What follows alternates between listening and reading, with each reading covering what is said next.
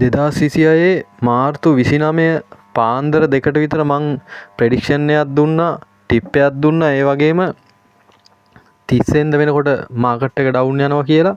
ඒ වගේම share market එකේ තියෙන ඇලුමෙක්ස් එක ගැනයි JKH එක ගැනයි ඇහැ ගහන් ඉන්න. ඒ ගැන මං කිව්වා ඔයාලට මොකක් හරි ඩිසිෂන් එකක් ගන්න කියලා. මට buy or sell recommendation දෙන්න බෑ. ඔයාලට කලින් දැනුවත් කරා බලන්න අද ඒ කියපු දේවල් හැමදේම වෙලා තියෙනවද කියලා.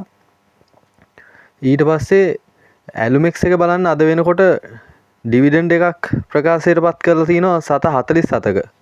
ඒ ගානත් එක්ක මං එදා කියද්දි ඇලුමෙක්ස් එක තිබ්බේ 15.720 වගේ.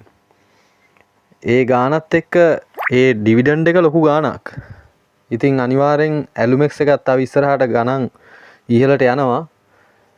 බලන්න මං තව ප්‍රෙඩික්ෂන් එකක් දෙන්නම් තව ටිකකින්.